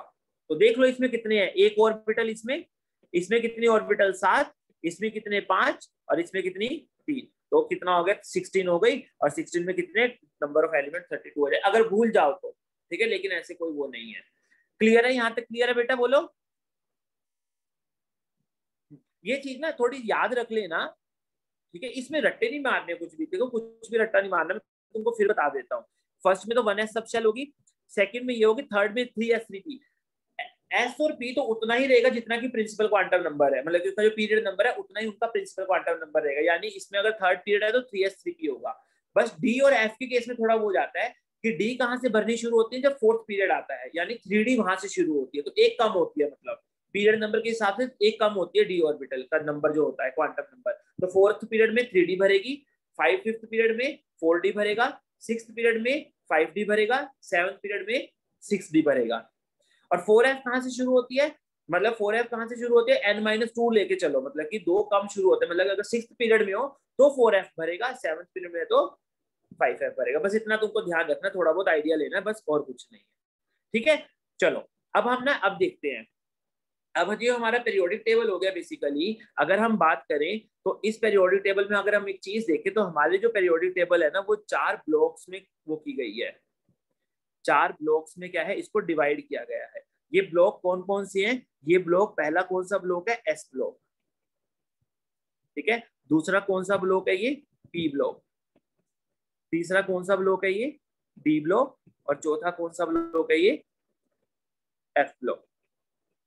ठीक है, अब ये जो क्लासिफिकेशन है ये किस बेसिस पे किया गया है वो देखते हैं हम। देखो जो एस ब्लॉक है मेरा, जो एस ब्लॉक है, ठीक है, एस ब्लॉक क्या होता है, एस ब्लॉक को किसको बोलते हैं, जिसमें कि हमारा जो लास्ट इलेक्ट्रॉन है, in which last electron enters F subshell, S subshell, last electron enters S subshell, जिसमें क्या है एस सबशेल के अंदर क्या है हमारा लास्ट इलेक्ट्रॉन है। ठीक है, ये चीज हो गई, उनको हम क्या बोलते हैं एस ब्लॉक बोलते हैं। इस एस ब्लॉक के अंदर अब मुझे ये बताओ एस सबशेल के अंदर मैक्सिमम इलेक्ट्रॉन कितने आ सकते हैं, एस सबशेल के अंदर मैक्सिमम इलेक्ट्रॉन कितने आ सकते हैं, 2 ही आ सकते हैं, या तो 1 होगा या 2 होगा। तो मुझे ये बताओ जो एस ब्लॉक के अंदर हमारे ग्रुप्स होंगे वो कितने ही होंगे, 2 ही होंगे, क्योंकि 2 ही एलिमेंट, 2 ही वो आ सकते हैं हमारे इलेक्ट्रॉन्स। तो एक होगा जिसमें सारों में वन आ रहा होगा इलेक्ट्रॉन, एक होगा जिसमें 2 आ रहे होंगे, तो सिर्फ 2 ही ग्रुप्स हो सकते हैं हमारे एस ब्लॉक के। ठीक है, तो मैंने जैसे बोला कि यहाँ मैक्सिमम इलेक्ट्रॉन कितने आ सकते हैं, एस सब शेल में मैक्सिमम इलेक्ट्रॉन कितने आ सकते हैं, 2 आ सकते हैं, इसलिए हमारे सिर्फ 2 ही ग्रुप्स होते हैं एस ब्लॉक के। एंड वो ग्रुप कौन से होते हैं, ग्रुप 1 एंड ग्रुप 2, ये होते हैं हमारे। ठीक है, ये चीज रहती है। ग्रुप 1 को हम क्या बोलते हैं, एल्कली मेटल्स बोलते हैं, और ग्रुप 2 को हम क्या बोलते हैं, एल्केलाइन अर्थ मेटल्स बोलते हैं। ठीक है, ये तो बस ऐसे जानना है कि हाँ भी ये चीज है। ठीक है, ये चीज हो गई, क्लियर है। ये मैं दिखा भी देता हूँ, ये वाले जो 2 ग्रुप है, ये जो फर्स्ट और सेकंड, ये 2 ग्रुप है हमारे, ये वाले फर्स्ट और सेकंड। तो ये ग्रुप कौन से, जो फर्स्ट ग्रुप है इसमें क्या है, ये हमारे क्या है बेसिकली, वो होंगे एल्कली मेटल्स होंगे। जो सेकंड ग्रुप वाले वो क्या होंगे, हमारे एल्कलाइन अर्थ मेटल्स होंगे। क्लियर है, यहाँ तक क्लियर है सबको, ये चीज हो गई। अब पी ब्लॉक किसको बोलोगे तुम, पी ब्लॉक में कौन से वो आएंगे हमारे, पी ब्लॉक किसमें बोलोगे तुम, पी ब्लॉक कौन सा होगा, in which last electron enters P सब शेल, जिसमें हमारा लास्ट इलेक्ट्रॉन क्या होगा, कहाँ एंटर करेगा, लास्ट इलेक्ट्रॉन एंटर पी सब शेल, जो कि लास्ट इलेक्ट्रॉन किसमें एंटर कर रहा है, पी सब शेल में। अब जल्दी से मुझे ये बताओ कि एक पी सब शेल में कितने इलेक्ट्रॉन हो सकते हैं मैक्सिमम, मैक्सिमम इलेक्ट्रॉन पी सब शेल में कितने आ सकते हैं बेटा, पी सब शेल की बात बोल रहा हूं मैं, तो पी सब शेल के अंदर मैक्सिमम 6 आ सकते हैं। ठीक है, तो मैक्सिमम अगर 6 आ गए तो कितने ग्रुप बन सकते हैं हमारे, हमारे फिर 6 वर्टिकल कॉलम, 6 ग्रुप्स बन सकते हैं, यानी पी ब्लॉक के अंदर 6 वर्टिकल कॉलम्स आ सकती है। एक वो जिसमें P1 होगा, एक वो जिसमें P2 होंगे सारे, एक वो जिसमें P3 3 इलेक्ट्रॉन होंगे, एक वो जिसमें 4 इलेक्ट्रॉन होंगे, एक जिसमें 5 और जिसमें 6। तो ऐसे हमारे क्या है, 6 ग्रुप पॉसिबल हो सकते हैं। ठीक है, 6 ग्रुप्स बनते हैं हमारे। तो ये हमारे जो ग्रुप हैं कौन से, 13 से लेके 18 तक, ये हमारे ग्रुप्स जो है बेसिकली वो कौन से होते हैं, पी ब्लॉक एलिमेंट के ग्रुप कहलाते हैं। देखो जरा यहाँ पे ये जो है, अगर तुम देखो ये वाले, ये वाले, ये क्या है, पी ब्लॉक के ग्रुप्स होते हैं 13 से लेके 18 तक। ठीक है, ये चीज हो गई। चलो देखो, अब इनका भी नामकरण कर रखते हैं, जैसे एल्कली मेटल्स और एल्कलाइन अर्थ मेटल्स कर रखे हैं, इनका भी कर रखा है। ग्रुप 13 जो है, इनको हम क्या बोलते हैं, ग्रुप 13 क्या है, देखो बोरोन से स्टार्ट हो रहा है ग्रुप 13। अगर तुम ध्यान दो तो देखो ग्रुप 13 जो है बोरोन से स्टार्ट हो रहा है, तो इसको हम क्या बोलते हैं, बोरोन फैमिली बोलते हैं। ग्रुप 13 को हम क्या बोलते हैं, बोरोन फैमिली। ग्रुप 14 की बात करूं तो ग्रुप 14 अगर तुम ध्यान दो, ठीक है, तो कार्बन से शुरू हो रहा है, इसलिए हम इसको क्या बोलते हैं, कार्बन फैमिली बोलते हैं। ठीक है, कार्बन फैमिली। ग्रुप 15 जो है हमारा, वो क्या है, बेसिकली नाइट्रोजन फैमिली है। तुम्हारे पास अगर पेरियोडिक टेबल है आसपास तो देखते रहना, ये नाइट्रोजन की फैमिली है, देखो नाइट्रोजन की, और इनको एक और नाम भी देते हैं, निक्टोजेंस। निक्टोजेंस, निक्टोजेंस क्यों देते हैं, बेसिकली निक्टोजेंस इसलिए देते हैं क्योंकि निक्टोजेंस का मतलब क्या होता है, जो पॉइजनस कंपाउंड्स होते हैं, जो पॉइजनस कंपाउंड फॉर्म करते हैं उनको निक्टोजेंस बोलते हैं। तो जो ग्रुप 15 के एलिमेंट्स होते हैं कि नाइट्रोजन हो गया, फॉस्फोरस हो गया, आर्सेनिक हो गया, इन सब के जो कंपाउंड्स बनते हैं, मोस्ट ऑफ द कंपाउंड क्या है, पॉइजनस होते हैं, इसलिए इनको क्या है, हम निक्टोजेंस बोलते हैं। निक्टोजेंस मतलब poisonous forming compounds, poisonous formers, जो पॉइजनस कंपाउंड फॉर्म करते हैं। ठीक है, ग्रुप 16 की अगर मैं बात करूं तो ग्रुप 16 में आती है हमारी ऑक्सीजन फैमिली। ठीक है, ग्रुप 16 में अगर तुम देखो तो ग्रुप 16 में आती है हमारी oxygen family, oxygen, sulphur, selenium, tellurium, polonium, ये सब। तो ऑक्सीजन फैमिली को हम क्या बोलते हैं, चाल्कोजेंस बोलते हैं। ऑक्सीजन फैमिली को दूसरे नाम से क्या बोला जाता है, चाल्कोजेंस बोला जाता है। चाल्कोजेंस किसको बोलते हैं, जो और फॉर्मिंग होते हैं, जो और फॉर्म करते हैं बेसिकली। ठीक है, वो हमारी क्या है, चाल्कोजेंस होते हैं। ग्रुप 17 की अगर मैं बात करूं तो ये फेमस है, ये तो तुम्हें पता भी होगा। ग्रुप 17, इसको हम क्या बोलते हैं, हेलोजेंस बोलते हैं। हेलोजेंस किसको बोलते हैं हम, बेसिकली जो सोल्ट फॉर्मर्स होते हैं, जो सोल्ट फॉर्म करते हैं। तो तुमने देखा होगा कि जनरली हेलोजेंस के बहुत सारे सोल्ट अवेलेबल होते हैं, मतलब हेलोजेंस क्या है, बहुत ज्यादा सोल्ट्स बनाते हैं, तो इसलिए इनको क्या है, हेलोजेंस बोलते हैं। ठीक है, ग्रुप 18 की बात करूं, ग्रुप 18 कौन सा होता है, नोबल गैसेस का ग्रुप होता है, इनर्ट गैसेस, नोबल गैसेस या फिर इनर्ट गैसेस जो रिएक्ट नहीं करती हैं। तो ये हमारा क्या है, देखो ग्रुप 18 कौन सा रहता है, helium, neon, argon, krypton, xenon, radon और ऑर्गेनिसन। ठीक है, ये चीज रहती है। चलो देखो, ये चीज हो गई। ठीक है, तो ये हमारा क्या है, पी ब्लॉक के अंदर हो गई चीजें। देखो जैसे हमने क्या बोला कि एस ब्लॉक के अंदर हमारे मेटल्स ही आते हैं, हमने क्या बोला कि एस ब्लॉक के अंदर हमारे क्या है, मेटल्स ही आते हैं। एक पी ब्लॉक ऐसा है, देखो अभी हम पढ़ेंगे कि डी ब्लॉक में भी मेटल्स ही आते हैं, एफ ब्लॉक में भी मेटल्स ही आते हैं, लेकिन एक पी ब्लॉक ऐसा है जिसमें क्या है, तीनों चीजें आती हैं, मेटल्स भी आते हैं इसके अंदर, ठीक है, नॉन मेटल्स भी आते हैं और मेटलॉइड्स भी आते हैं इसके अंदर, हमारे क्या है, मेटलॉइड्स भी आते हैं। क्लियर है यहां तक? ये चीज है हमारे पी ब्लॉक के बारे में। यहां तक क्लियर है? किसी को कोई दिक्कत तो नहीं? दिक्कत होनी भी नहीं चाहिए, हम कुछ याद वो थोड़ी समझ थोड़ी रहे हैं, हम तो बस चीजें देख रहे हैं कि अच्छा ये होती है बस। चलो डी ब्लॉक की बात करते हैं, हम डी ब्लॉक की, डी ब्लॉक में देख लेते हैं थोड़ा। डी ब्लॉक में हमारा क्या रहता है कि हम क्या कह रहे हैं, डी ब्लॉक वही होगा जिसमें क्या है, in which last electron enter D subshell, last electron enters D subshell, ठीक है। डी सबशेल में मैक्सिमम इलेक्ट्रॉन कितने आ सकते हैं, मैक्सिमम इलेक्ट्रॉन कितने आ सकते हैं, 10 आ सकते हैं। चेस्टा बेटा 14 नहीं आ सकते, 10 होंगे। डी में मैक्सिमम 10 आ सकते हैं, 5 ऑर्बिटल होती है ना, और एक ऑर्बिटल सिर्फ 2 इलेक्ट्रॉन रख सकती है, तो 5 कितनी रख सकती है, 10 रख सकती है, तो 10। इसका मतलब हमारे क्या होंगे, डी ब्लॉक के कितने ग्रुप्स हो जाएंगे, 10 ग्रुप हो जाएंगे डी ब्लॉक के। और वो डी ब्लॉक के जो ग्रुप होते हैं वो कौन से होते हैं, वहां पे वो 3 से लेके 12 तक हमारे जो ग्रुप्स होते हैं वो डी ब्लॉक के होते हैं, मतलब जिसमें क्या है, लास्ट इलेक्ट्रॉन हमारा डी में आता है। क्लियर है यहां तक? बोलो क्लियर है? ठीक है। इन को हम एलिमेंट्स भी बोलते हैं, ट्रांजिशन एलिमेंट्स भी बोलते हैं, ठीक है। ट्रांजिशन एलिमेंट एक्सेप्ट किसको छोड़ के, जिंक, मरकरी और कैडमियम। देखो मैं तुमको दिखाता हूँ अभी, यहां से यहां तक मेरे क्या है, डी ब्लॉक आ रहे हैं, देखो ये यहां से लेके थर्ड से लेके 12 तक क्या है, मेरे डी ब्लॉक आ रहे हैं, ठीक है, डी ब्लॉक एलिमेंट है। ये डी ब्लॉक एलिमेंट सिर्फ इसको छोड़ के, 12th वाले ग्रुप को, जिंक, कैडमियम, मरकरी, इनको छोड़ के ये जो 3 से 11 तक है, इनको हम क्या बोलते हैं, ट्रांजिशन एलिमेंट्स भी बोलते हैं। ट्रांजिशन एलिमेंट्स, ट्रांजिशन एलिमेंट्स क्यों बोलते हैं मैं बताता हूँ। देखो ट्रांजिशन एलिमेंट्स की जो डेफिनेशन होती है वो यही होती है कि जिसमें क्या हो, पार्शली फिल्ड डी ऑर्बिटल्स हो, पार्शली फिल्ड डी ऑर्बिटल्स हो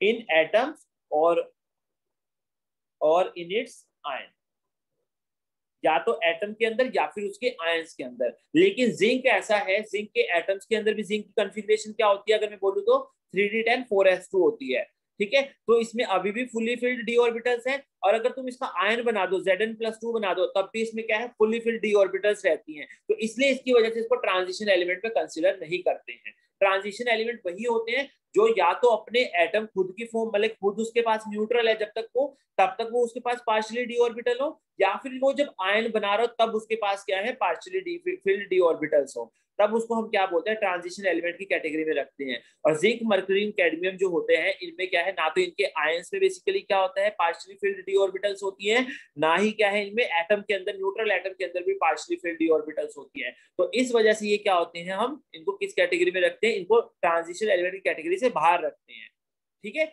ये चीज रहती है हमारी। चलो ये चीज हो गई हमारी बेसिकली, ठीक है। अब जैसे मैंने तुमको बताया था कि ट्रांजिशन जो एलिमेंट्स होते हैं, यानी जो डी ब्लॉक के एलिमेंट्स होते हैं, उनमें क्या है, 3D फील होती है, 4D फील होती है, 5D फील होती है। तो जिनमें 3D फील होती है तो वो कौन सी सीरीज होगी, 3D सीरीज कहलाएगी। जैसे अभी ये देखो, जब तुम यहाँ आए, 4th पीरियड में आए, तुम्हें पता है 4th पीरियड में क्या हो रहा है, 4th पीरियड में आए तो तुम्हें पता है 3D तुम्हारी फील हो रही है। तो 3D फील हो रही है, यहाँ देखो 3D1, 3D2, 3D3, मतलब 3D सीरीज फील हो रही है। तो ये पूरी जो सीरीज बनेगी 21 से लेके 30 तक, ये कौन सी बनेगी, ये बनेगी तुम्हारी 3D transition series, 3D transition series. ऐसे अगर मैं बात करूं, अगर अगले वाले पीरियड की, 5th पीरियड की बात करूं, उसमें 4D भरे जाएगा। तो उन्हें अभी देखा था कि 5 में क्या होता है, 5S, 5P और 4D भरा जाता है। तो इसमें 4D भरा जाएगा, तो इसमें क्या हो जाएगा, बेसिकली ये तुम्हारी कौन सी सीरीज बन जाएगी, 4D की सीरीज बन जाएगी। और नेक्स्ट जो होगी वो तुम्हारी 5D सीरीज, ट्रांजिशन सीरीज, और फिर 6D ट्रांजिशन सीरीज। ऐसे हम इसको नाम देते हैं बस, ठीक है। ये चीज हो गई हमारी बेसिकली। चलो हाँ, और ट्रांजिशन एलिमेंट में ध्यान रखना कि जैसे हमने बोला ना कि एस ब्लॉक में भी क्या होते हैं, मेटल्स होते हैं, लेकिन पी ब्लॉक में क्या है, मेटल्स नॉन मेटल्स मेटलॉइड तीनों होते हैं, लेकिन डी ब्लॉक क्या है, सारे मेटल्स ही होते हैं बेसिकली। ठीक है, ये चीज रहती है। अब एफ ब्लॉक में आ जाओ, एफ ब्लॉक में क्या होगा, in which last electron enters F subshell, जिसमें लास्ट इलेक्ट्रॉन क्या है, एंटर्स कहाँ करते हैं, एफ सब शेल के अंदर एंटर करते हैं।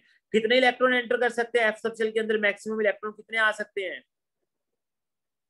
14। ठीक है, तो क्या 14 ग्रुप होंगे इसके, नहीं, इसके क्या है, एक ही ग्रुप होता है। इसका कौन सा ग्रुप होता है, एक ही ग्रुप होता है, ग्रुप नंबर 3। चलो बताता हूँ, अभी देखो जरा, देखो अगर तुम ध्यान से देखो, सिक्स्थ पीरियड को देखना, सिक्स्थ पीरियड को, सिक्स्थ पीरियड में तुम चल रहे हो एटॉमिक नंबर 55, 56, 57, फिर 72। ये 57 से 72 के बीच एलिमेंट कहाँ गए, तो ये जो 57 से 72 के बीच में एलिमेंट है, उनको हमने क्या अलग से बाहर लिख दिया है। यहाँ पे देखो 58 से लेके 71 तक। ठीक है, अब अगले में चलो, 89 जो है और 104 के बीच में क्या है, एलिमेंट्स गायब है, तो वो कहाँ लिखे गए हैं, वो नीचे लिखे गए हैं। देखो 90 से लेके हमारे 103 तक। और ये जो यहाँ के जो एलिमेंट्स होंगे बीच के, वो कहाँ लाई करेंगे, वो एक ही ग्रुप में लाई करेंगे, that is the group number 3। ठीक है, तो ये हमारे होते हैं जो एफ ब्लॉक के एलिमेंट्स होते हैं, वो क्या है, ग्रुप नंबर 3 के होते हैं। मतलब ये अलग से क्यों निकाले गए, मैं इसलिए ये इसका रीजन ये है कि होता, अगर मान लो मैं बीच में रख देता तो मुझे पेरियोडिक टेबल क्या है, एक्सपेंड करनी पड़ जाती है, और मेरे पेरियोडिक टेबल की जो क्या है, सिमेट्री बदल जाती। ठीक है, इसलिए मैंने क्या किया, इनको इनके अलग से निकाल दिया, ताकि मेरा पीरियोडिक टेबल जो बना है वो न खराब ना हो, बस इसलिए हमने रख दिया। ठीक है, ये चीज है। चलो, तो ये क्या हो गया हमारा, हाँ, ग्रुप 13 के, ग्रुप 3 जो हो गया हमारा बेसिकली, वो क्या है, एफ ब्लॉक के लिए होता है। अब एफ ब्लॉक में भी अगर तुम ध्यान से देखो, एफ ब्लॉक में भी ध्यान से देखो, तो तुम्हारी 2 रोज निकली हुई हैं, एक ये वाली रो और एक ये वाली रो।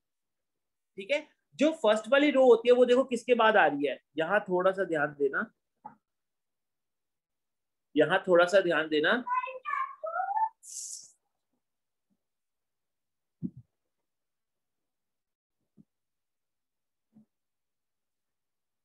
यहां देखो कि मैं क्या बोल रहा था, हाँ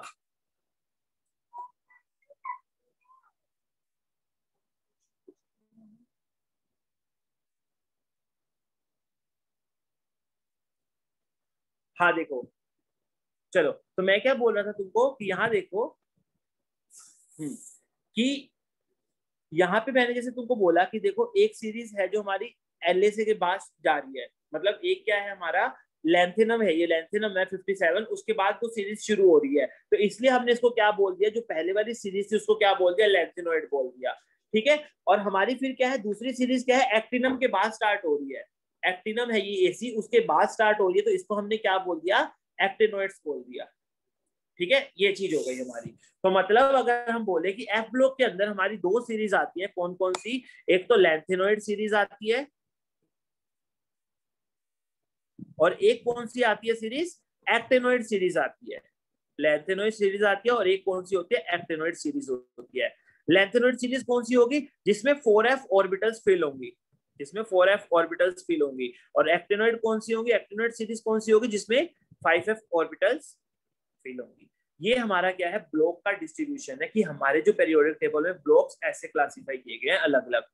बताओ यहां तक किसी को कुछ दिक्कत हो तो बोलो, यहां तक तो कोई डाउट होना भी नहीं चाहिए, क्योंकि हम तो चीजें पढ़ रहे हैं बस। एफ ब्लॉक समझ नहीं आया, रुक जाओ एक मिनट, फिर से बता देता हूँ बेटा। एफ ब्लॉक में कुछ नहीं है, एफ ब्लॉक वही है जिसमें क्या है, लास्ट हमारा क्या है, इलेक्ट्रॉन एफ सब शेल में जा रहा है। मैं बस ये बोल रहा हूँ कि हुआ क्या, जैसे एफ ब्लॉक में देखो कि एफ ब्लॉक में हमारा क्या है, ये 2 सीरीज आ रही थी, 2 लाइंस आ रही थी बेसिकली, कौन सी, 57 के बाद 58 से लेके यहाँ तक, 89 से लेके 90 से लेके 103, यहाँ फिर 104 यहाँ आ रहा है। तो मैंने क्या कहा कि मैंने इनको ना इनके बीच में नहीं लिखा यहाँ पे, ये सीरीज को यहाँ नहीं लगाया, क्योंकि मैं अगर यहाँ लगा देता तो मेरा पेरियोडिक टेबल मुझे मतलब एक्सपेंड करना पड़ जाता और उसकी सिमेट्री बिगड़ जाती। तो बस उस सिमेट्री से बचने के लिए हमने क्या किया, उसको अलग से निकाल दिया बस। और ये सारे के सारे कौन से ग्रुप में लाई करते हैं, ये सारे के सारे जो एलिमेंट है एक ही ग्रुप में लाई करते हैं, दैट इज ग्रुप नंबर 3। ये ग्रुप नंबर 3 के होते हैं, पहली बात तो ये हो गई। ठीक है, दूसरी चीज हमने क्या बोला कि ये जो है इसको हमने सीरीज को नाम दिया लैंथेनोइड और एक्टिनोइड। क्यों दिया है? क्योंकि इससे पहले आने वाले एलिमेंट क्या है, लैंथेनम और एक्टिनम है। देखो यहां से शुरू हो रही है ये सीरीज, यहां से शुरू हो रही है, लैंथेनम से शुरू हो रही है, तो इसलिए ये सीरीज क्या है, लैंथेनम के बाद सीरियम से शुरू हो रही है बेसिकली। तो पहले लैंथेनम आ रहा है, इसलिए इसको उसके अकॉर्डिंग नाम दे दिया लैंथेनोइड सीरीज, कि इसके पहले लैंथेनोइड, लैंथेनम के बाद आएगी ये सीरीज, तो लैंथेनोइड सीरीज हो गई। नीचे एलिमेंट क्या है, एक्टिनम है, एक्टिनम के बाद ये सीरीज आ रही है, तो इसको एक्टिनोइड सीरीज बोल दिया। बस ये चीज है हमारी, ठीक है, ये है हमारी। अब क्लियर है?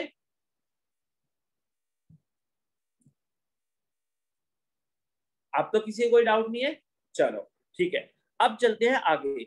अब हमारा क्या है, एक अच्छा कंसेप्ट बनता है कि अगर मान लो मैं तुमको कह दूं कि मुझे ये बताओ बेटा, कि मैं तुम्हें एक कॉन्फ़िगरेशन देता हूं, एक कॉन्फ़िगरेशन देता हूं, मुझे ये बताओ कि क्या कहते हैं कि ये कौन से पीरियड से और कौन से ग्रुप से बिलोंग कर रहा है, तो तुम कैसे निकालोगे वो देखते हैं। मतलब हम क्या देखने वाले हैं, आइडेंटिफिकेशन ऑफ द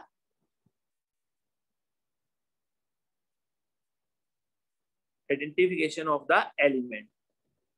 ठीक है, किसी भी एलिमेंट की आइडेंटिफिकेशन, यानी आइडेंटिफिकेशन का मतलब कि उसका हम पीरियड नंबर जानना चाह रहे हैं और उसका हम क्या है, ग्रुप नंबर जानना चाह रहे हैं।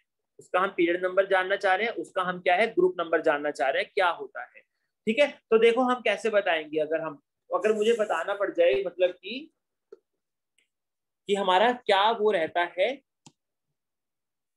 हाँ, पीरियड नंबर और ग्रुप नंबर। तो देखो अगर मुझे किसी की कॉन्फ़िगरेशन दे रखी हो, ठीक है, अगर मुझे किसी की कॉन्फ़िगरेशन दे रखी हो, तो कॉन्फ़िगरेशन अगर दे रखी हो तो उसकी मैं हेल्प से कैसे पीरियड नंबर और ग्रुप नंबर निकाल सकता हूँ, तो वो मैं तुमको बताता हूँ। ठीक है, कैसे होगा वो देखो। जैसे मान लो कि हाँ, पीरियड नंबर अगर किसी का देखना हो फ्रॉम कॉन्फ़िगरेशन, पहला हम लेके चल रहे फ्रॉम कॉन्फ़िगरेशन। कॉन्फ़िगरेशन अगर हमें दे रखी हो तो बताना हो हमें, ठीक है, अगर हमें कॉन्फ़िगरेशन दे रखी हो तो हमें बताना हो। तो जैसे पीरियड नंबर कैसे देखेंगे हम, पीरियड नंबर देख के हम कैसे देख सकते हैं, देखो पीरियड नंबर हम क्या करेंगे, उसका जो कॉन्फ़िगरेशन में हाईएस्ट वैल्यू ऑफ एन देखेंगे, मतलब हाईएस्ट शेल देखेंगे उसमें कितनी है, हाईएस्ट शेल कितनी है, वही जो एन होगा उसका हाईएस्ट शेल का क्वांटम नंबर देखेंगे, जो भी एन होगा वही उसका क्या होगा, पीरियड नंबर होगा। हमने बोला ना, याद करो स्टार्टिंग में, कि पीरियड नंबर क्या बताता है, कितनी हाईएस्ट शेल फिल होगी। तो मैंने कहा था कि अगर तुम हाईएस्ट शेल दे दी जाए कि ये फिल हो रही है, तो तुम उसके कोरस्पॉन्डिंग क्या निकाल सकते हो, पीरियड नंबर भी निकाल सकते हो। तो वही चीज यहाँ पे आ गई कि हमें जो भी कॉन्फ़िगरेशन दी होगी हम उसमें देख लेंगे कि हाईएस्ट शेल कौन सी फील्ड हुई है, तो मैं बता सकूंगी वही उसका पीरियड नंबर है। ठीक है, चलो अगर मैं ग्रुप नंबर देख लूं, अगर मैं ग्रुप नंबर देखना चाह रहा हूं, तो ग्रुप नंबर के लिए तुम्हें क्या करना पड़ेगा, सबसे पहले ये देखना होगा कि वो कौन से ब्लॉक का है। ठीक है, तुम्हें सबसे पहले ये देखना होगा कौन से ब्लॉक का, वो तुम्हें पता चल जाएगा। कैसे पता चल जाएगा वो मैं अभी तुम्हें बताता हूँ। देखो S block, P block, D block, F block. तुमने इनकी जनरल कॉन्फ़िगरेशन कर रखी है, इनकी जनरल कॉन्फ़िगरेशन कर रखी है, एस ब्लॉक, पी ब्लॉक और डी ब्लॉक, एफ ब्लॉक की general outer valence shell configuration क्या होती है, नहीं कर रखी तो मैं बताता हूँ तुमको। देखो एस ब्लॉक की जो कॉन्फ़िगरेशन रहती है, एस ब्लॉक एलिमेंट्स की, वो क्या होती है, एनएस 1 से लेके 2 तक, मतलब एनएस या तो 1 हो सकती है या फिर एनएस 2 हो सकती है। ठीक है, तुमने देखा भी होगा। ये इनकी आउटर मोस्ट कॉन्फ़िगरेशन बता रहा हूँ, ये मैं बैलेंस शेल कॉन्फ़िगरेशन बता रहा हूँ, इनकी balance shell configuration.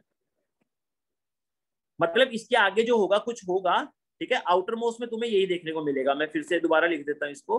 Balance shell configuration S block की क्या होती है कि यहाँ कुछ होगा, उसके आउटर मोस्ट जब बिल्कुल लास्ट में देखोगे तुम्हें NH2 मिलेगा। यहाँ जो जनरली हमारी नोबल गैस रहती है वैसे तो, ठीक है, यहाँ हमारी क्या है, नोबल गैस रहती है। ठीक है, ये चीज है। अगर मैं पी ब्लॉक की बात करूं, तो पी ब्लॉक की जो वैलेंस कॉन्फ़िगरेशन होगी क्या होगी, पहले नोबल गैस होगी, फिर क्या हो जाएगी NH2, और NP क्या हो जाएगा 1 to 6। एनपी में क्या है, 1 से लेके 6 तक कितने भी इलेक्ट्रॉन हो सकते हैं। ठीक है, 1 भी हो सकता है, NP1 भी हो सकता है, NP2 भी हो सकता है, NP3 भी हो सकता है। समझ में आ रहा है बेटा, जनरल कॉन्फ़िगरेशन समझ में आ रही है?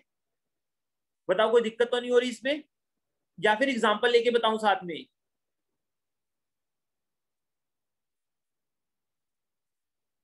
चलो ठीक है, तो अगर मैं बोलूं डी ब्लॉक की, तो डी ब्लॉक की कॉन्फ़िगरेशन क्या रहेगी, कुछ होगा अंदर। ठीक है, बैलेंस शेल कॉन्फ़िगरेशन क्या होगी। ठीक है, तो देखो मैंने क्या कहा था कि डी ब्लॉक में क्या होता है, जब डी एलिमेंट्स भरने शुरू होते हैं तो हमारा क्या है, हमेशा एक कम में फिल होता है। अगर हम मान लो फोर्थ शेल में भर रहे हैं, मतलब फोर्थ पीरियड के एलिमेंट्स को भरे, तो यानी फोर्थ सेल यूज होगी 4s और 4p, लेकिन उससे पहले डी एक कम यूज होगी, 3d वाली भी साथ में भरी जाएगी, ये बताया था ना मैंने। तो इसलिए यहाँ पे कॉन्फ़िगरेशन क्या हो जाएगी, n-1 d 1 से लेके 10 तक कितने भी हो सकते हैं, और जो ns है वो क्या है 1 to 2 भी हो सकता है हमारा, ठीक है। हमारा क्या है ns क्या है 1 to 2 हो सकता है, ठीक है। चलो एफ ब्लॉक की अगर मैं बात करूं तो एफ ब्लॉक में क्या होता है, एफ ब्लॉक में जो रहती है वो दो कम रहती है, तो n-2 f 1 to 14, n-1 होता है d 1 to 2, सॉरी 0 to 1 होता है ये 0 to 1, और ns क्या होता है 2 होता है। ये कॉन्फ़िगरेशन रहती है हमारी डी ब्लॉक एफ ब्लॉक और उसमें। मतलब तुम ये देखोगे कि मतलब अगर तुम डी ब्लॉक की कहीं कोई भी कॉन्फ़िगरेशन लिखोगे तुम्हें लास्ट में ऐसा कुछ देखने को मिलेगा। मैं ये बस बोलना चाह रहा हूँ कि उसकी बैलेंस जो जनरल कॉन्फ़िगरेशन है वो यही रहती है। मतलब अगर मान लो तुम किसी में देखोगे 3d8 4s2 ऐसे मिलेगा तुमको, तुमने बनाई होगी कॉन्फ़िगरेशन तो लिखी होगी ना। क्रोमियम की क्या लिखी थी बताओ जरा, क्रोमियम की कॉन्फ़िगरेशन, क्रोमियम की कॉन्फ़िगरेशन क्या थी, इलेक्ट्रॉनिक कॉन्फ़िगरेशन अगर तुमसे पूछूं क्रोमियम की।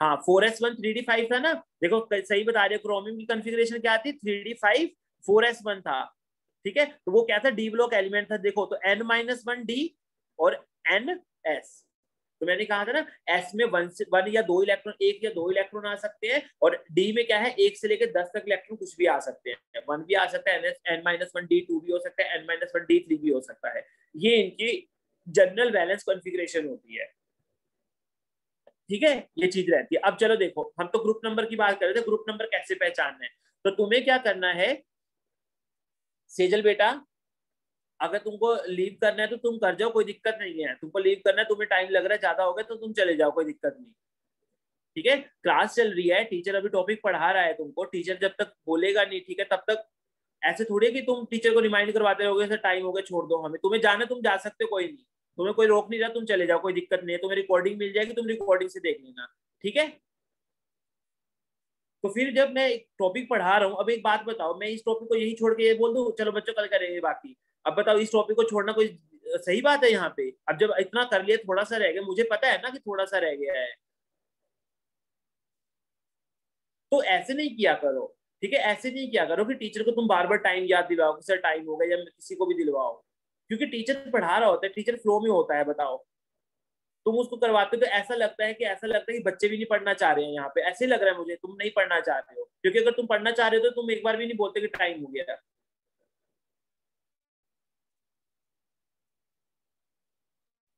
हाँ अगर तुम्हें वो है क्या कहते हैं, अगर तुम्हें जाना है तो तुम जा सकते हो, मैं तुम्हें वो कुछ नहीं कहूंगा कि हाँ, तुम्हें रिकॉर्डिंग मिल जाएगी, तुम टेंशन मत लो इस चीज की भी, ठीक है। चलो देखो, हाँ तो मैं क्या बोल रहा था, यहाँ पे कॉन्फ़िगरेशन हो गई। चलो देखो अब मुझे क्या है ग्रुप नंबर बताना है, ठीक है, मुझे ग्रुप नंबर बताना है कि ग्रुप नंबर क्या होगा। तो मैं क्या करूंगा, पहले बस मुझे यही पहचानना है कि वो कौन से ब्लॉक का एलिमेंट है, वो एस ब्लॉक का है, पी ब्लॉक का है, डी ब्लॉक का है और एफ ब्लॉक का है, तो इस कॉन्फ़िगरेशन से पहचान लोगे। जैसे मैंने तुम्हें कॉन्फ़िगरेशन लिख के दे दी, मान लो ये कोई एक्स है, यहाँ पे लिख के दे दिया कि 5f7 6d1 और ns 7 8 7s 7s2। तो मुझे ये बताओ, मैंने तुम्हें ये लिख के दे दिया मान लो, तो तुम इसको पहचानो पहले कि ये जो कॉन्फ़िगरेशन दे रखी है किसकी दे रखी है, क्या इसमें ns2 है, देखो ns2 है, ठीक है, n-1 डी भी है, n-1 d0 to 1 भी है, n-2 f14 ये भी है, तो ये कौन सी होगी, एफ ब्लॉक की होगी। तुम्हें ऐसे जज करना है पहले कि कौन से ब्लॉक की है ये। तुमने जैसे ही उस ब्लॉक को जज कर लिया तो तुम देखोगे कि एस ब्लॉक के लिए, फिर अगर मान लो तुम्हें पता चल गया कि वो एस ब्लॉक का है, तो एस ब्लॉक का जो ग्रुप नंबर होगा, मतलब अब तुम ग्रुप नंबर जो दोगे अगर एस ब्लॉक का एलिमेंट है तो उसके लिए ग्रुप नंबर कैसे निकालोगे, वो इक्वल टू क्या होगा, नंबर ऑफ वैलेंस इलेक्ट्रॉन, जितने उसके वैलेंस इलेक्ट्रॉन आएंगे उतने ही उसका क्या है ग्रुप नंबर होगा, ठीक है। अगर वो पी ब्लॉक का एलिमेंट है तो ग्रुप नंबर क्या हो जाएगा, ग्रुप नंबर कैसे निकालोगे फिर, number of valence electron plus 10, number of valence electron plus 10। अगर तुम्हें पता चल गया कि वो डी ब्लॉक का है तो डी ब्लॉक का ग्रुप नंबर कैसे निकालोगे तुम, number of n-1 D electrons plus number of ns electron. ठीक है, मतलब n-1 d इलेक्ट्रॉन कितने हैं और ns इलेक्ट्रॉन कितने हैं उसके अंदर, उसका टोटल जब करोगे तो क्या हो जाएगा हमारा, वो d ब्लॉक का बता देगा। और अगर तुम्हें ये पता चल गया कि वो f ब्लॉक का है, तो f ब्लॉक में ध्यान करना ही नहीं है, f ब्लॉक में तो ध्यान करना ही नहीं है। क्यों? f ब्लॉक का जो ग्रुप नंबर होता है वो कितना होता है, 3 होता है। ठीक है, f ब्लॉक का कितना होता है, वो ग्रुप नंबर क्या होता है, 3 होता है। अभी एग्जांपल देख लेते हैं, अब तुम्हें एग्जांपल करवा देता हूँ, ठीक है, फिर तुम्हें समझ में आ जाएगा। जैसे मान लो मुझे कॉन्फ़िगरेशन दे दी गई, मुझे कॉन्फ़िगरेशन दे दी गई, मान लो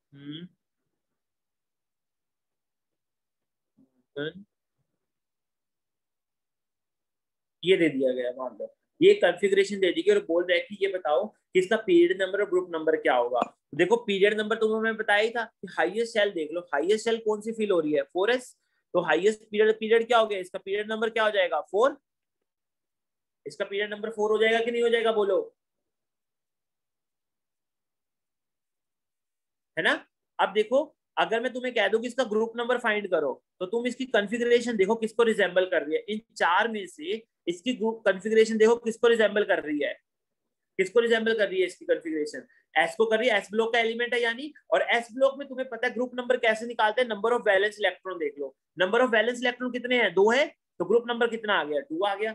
ऐसे देखना है हमको। ठीक है, जल्दी से मैं तुम्हें एक और कॉन्फ़िगरेशन देता हूं, तुम मुझे बताना।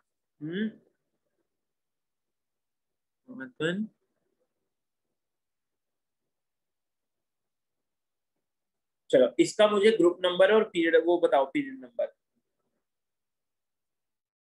नंबर क्या होगा इसका, ग्रुप नंबर क्या होगा।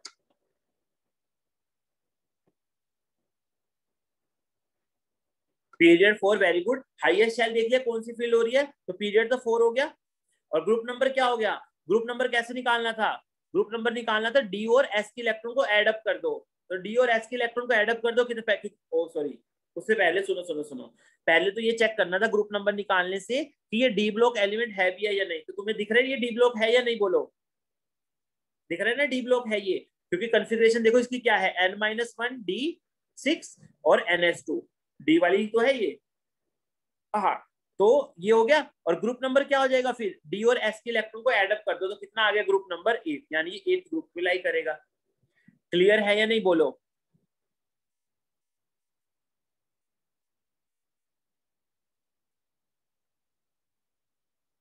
क्लियर है यहाँ तक। चलो ठीक है, तो यहाँ ये आज यही तक ही करते हैं, थोड़ा सा एक और क्वेश्चन रह गया है। अच्छा, पीरियड नंबर कैसे निकाला, पीरियड नंबर देखो बेटा, हाईएस्ट सेल देख लो, हाईएस्ट सेल क्या है, 4th सेल फिल हो रही है। अच्छा मैं फिर से बता देता हूँ, देखो पीरियड नंबर कैसे निकालते हैं कि हाईएस्ट सेल देख लो कौन सी फिल हो रही है, तो तुम देखोगे हाईएस्ट सेल क्या है, 4th फिल हो रही है, जैसे इसमें भी तुम देखोगे 4th फिल हो रही है, तो जो सी भी हाईएस्ट सेल फिल हो रही है वही उसका पीरियड नंबर हो जाएगा, तो पीरियड नंबर इसमें भी 4 हो जाएगा, इसमें भी 4 हो जाएगा। क्लियर है। ग्रुप नंबर मैंने क्या बताया था, ग्रुप नंबर मैंने ये बताया था कि ग्रुप नंबर कैसे देखने की, पहले ये चेक कर लो कि वो कौन से ब्लॉक का एलिमेंट है। वो कैसे चेक करोगे, उसके लिए तुम्हें ये कॉन्फ़िगरेशन याद रखनी पड़ेगी, ये जो हमने जनरल कॉन्फ़िगरेशन लिखी है 4, फिर इससे मैच करके ये चेक करोगे कि कौन से ग्रुप ब्लॉक का है वो। जैसे अगर मान लो, अगर वो फिर क्या है, अगर तुम्हें ब्लॉक पता चल गया तो फिर ये देखो, अगर एस ब्लॉक है तो जितने वैलेंस इलेक्ट्रॉन है उतना ग्रुप नंबर हो गया, जैसे ये एस ब्लॉक का एलिमेंट था, तो एस ब्लॉक के वैलेंस इलेक्ट्रॉन कितने हैं, फोर्थ शेल में 2 ही इलेक्ट्रॉन है, तो इसका ग्रुप नंबर 2 आ गया। अगर वो पी ब्लॉक का है तो पी ब्लॉक के वैलेंस इलेक्ट्रॉन में क्या कर दो, +10 कर दो, पी ब्लॉक के वैलेंस इलेक्ट्रॉन में +10 कर दो, वो उसका ग्रुप नंबर हो जाएगा।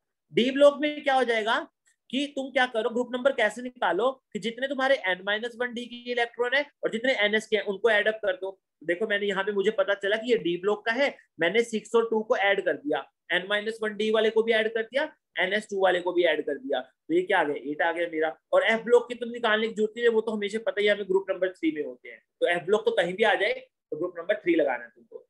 क्लियर है या नहीं, बोलो, ये यहाँ तक क्लियर है ये चीज, ठीक है। चलो तो हाँ, तो मैं क्या करूंगा अभी, आज एक डीपीपी बना के भेज दूंगा तुमको, ठीक है, तुम कुछ क्वेश्चन अभी ट्राई कर सकते हो उसमें, ठीक है, मुझे लगा था टॉपिक और भी कवर अप हो जाएगा लेकिन वो हुआ नहीं अभी, तो मैं तुम्हें बता दूंगा कौन कौन से क्वेश्चन तुम अभी अटेम्प्ट कर सकते हो, सिर्फ वही अटेम्प्ट करना है, ठीक है, बाकी हम कल करेंगे, तो कल के बाद तुम वो कर सकते हो बाकी अटेम्प्ट। ठीक है, क्लियर है यहाँ तक। हाँ, क्वेश्चन बेटा भेज दूंगा मैं, अभी डीपीपी बना के भेज रहा हूँ तुमको, सेजल बेटा भेज रहा हूँ अभी, ठीक है। अच्छा, रिकॉर्डिंग बोल रहे हैं बच्चे, तो रिकॉर्डिंग बेटा